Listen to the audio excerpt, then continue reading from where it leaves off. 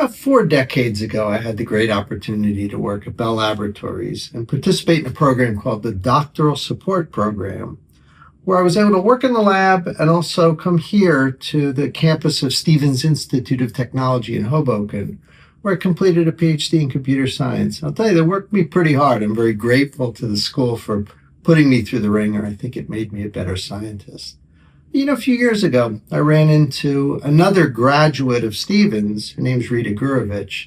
She's running a company called Sphere, doing some very interesting work in the area of identity security, identity intelligence. These are areas where a lot of the clients that we advise at TAG are really struggling. So I was very excited to hear Rita's work and hear of her company. So I asked her, hey, come on back to the campus. Let's sit down at Stevens and talk a little bit about the work you're doing, your path to Sphere, and kind of how you're supporting customers today, and where you see sort of the future of identity security.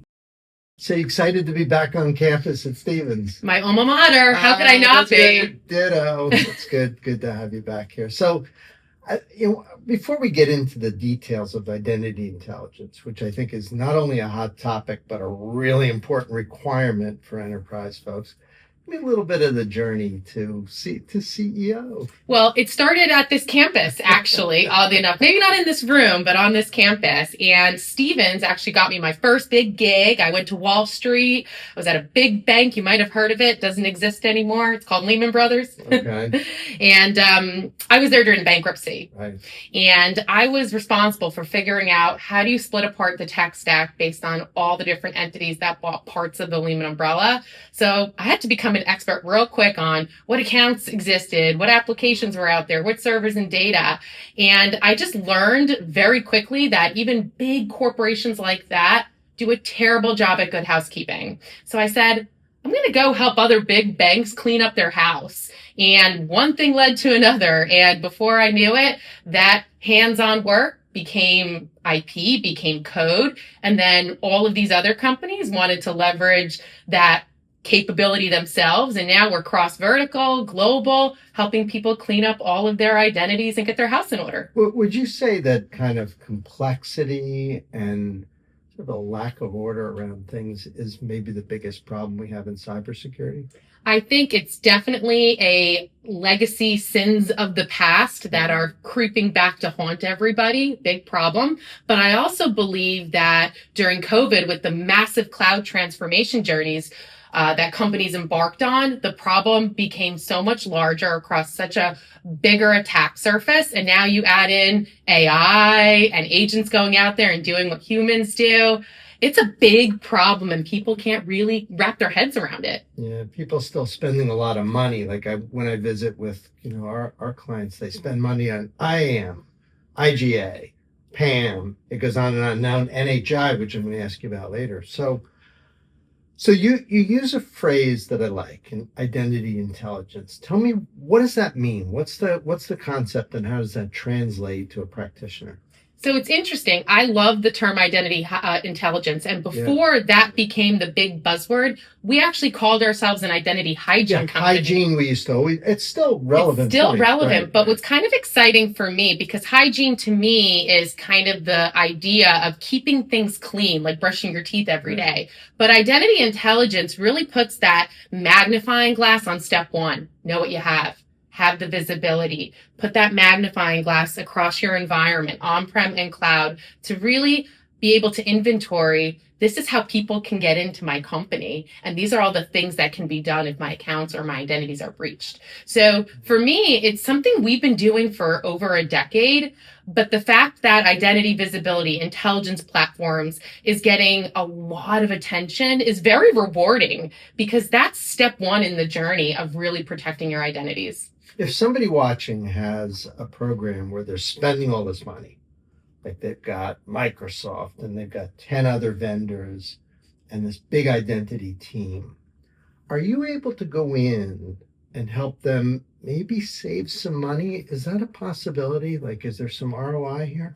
Everyone's doing this manually right now. Yeah. So 1,000%. And I didn't create the concept of discovering what you have. What we've done is we've automated how to do it at scale and do it continuously. So most companies have started their journey, maybe at different levels of coverage, different levels of maturity, but everyone's trying to do this. But how are they doing it?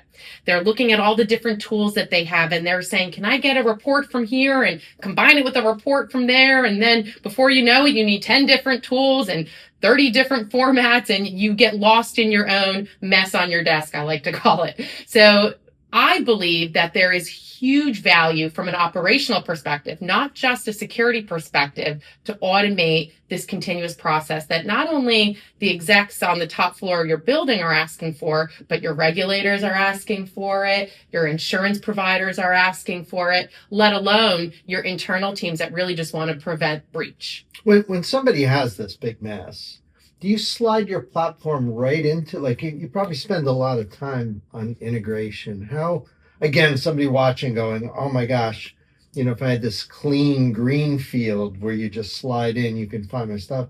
What do you do when somebody's got just a disastrous mess and identity systems and so on? What do you do? Those are my favorites, actually.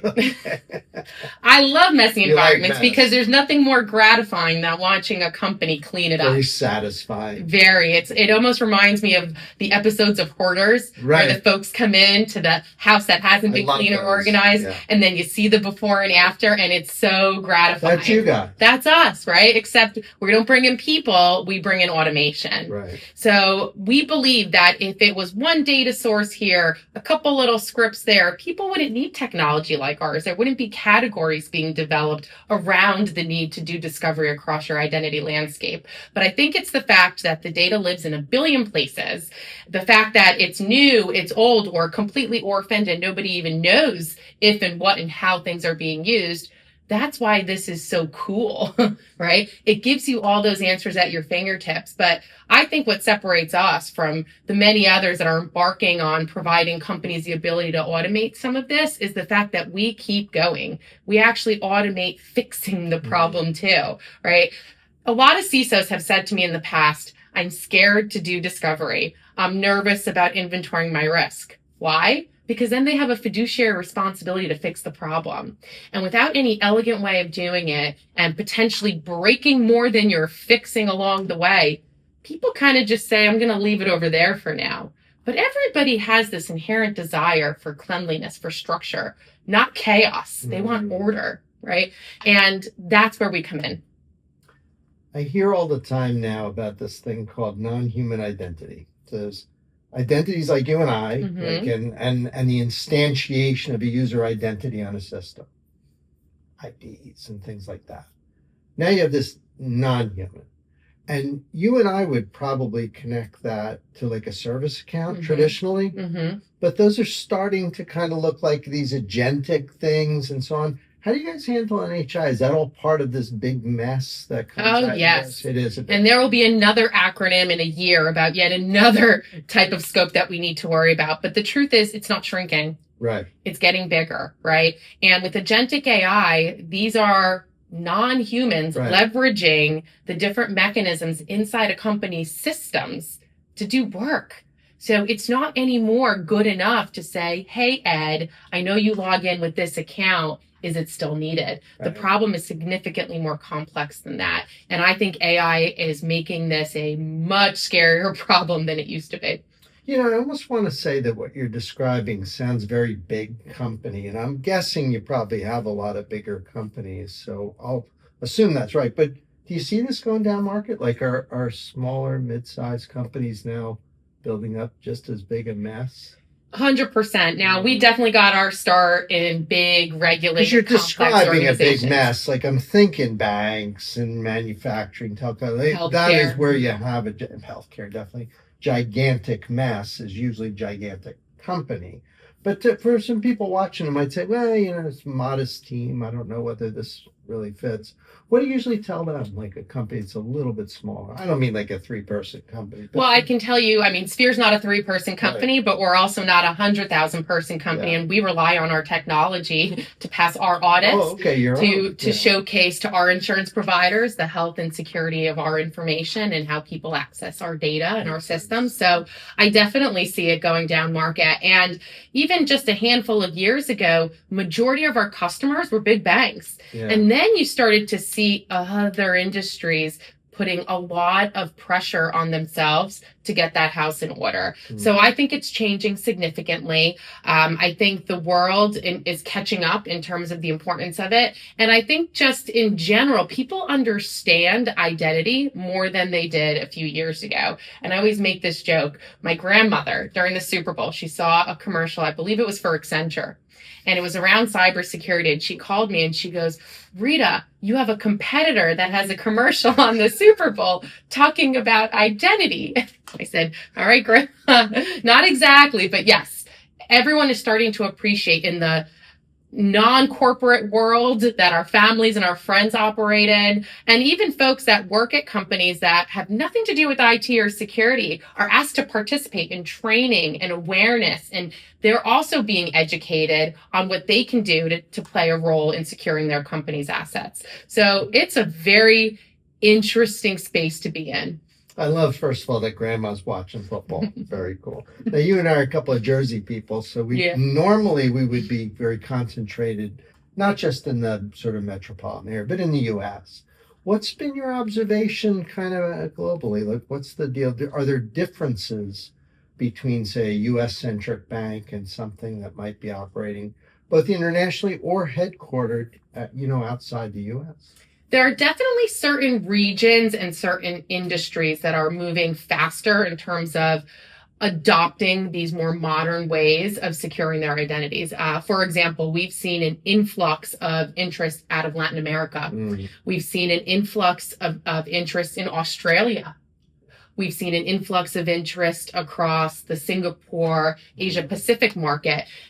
You can argue some of those that I mentioned have really interesting regulatory bodies that tend to follow along with U.S. regulatory requirements. But I do believe that this isn't going to be a regionalized problem. Yeah. I think the fact that global organizations appreciated that it wasn't one territory, one area that had to focus on it, they started to spread that knowledge across those different regions. But in general, identity is a vector that bad actors use independent of the country that you operate in. It's so interesting when you think internationally. The United States, where you and I live, 4.5% of the world's population. You think, whoa, that's a tiny little number. And you think about something like identity, and not just humans outside the U.S., but you added non-human. This is an explosive area. It's going to keep me very busy for a very long time. And you're growing it. I watch your company. Look, I do that for a living. I watch companies. That's what we do. You guys have been growing.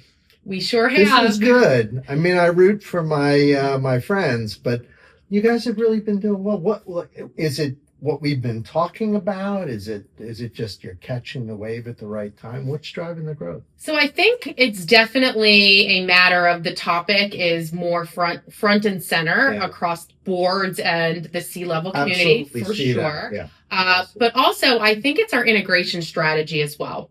We've recognized that we can't be this technology that lives on an island by itself, that we're part of an ecosystem of identity and non-identity technologies that companies rely on for everyday workloads. So we took that to heart and realized that, hey, we can contribute to the PAM vendors. We can contribute to the IGA community. We can contribute to the CMDBs of the world when it comes to data hygiene, when it comes to coverage.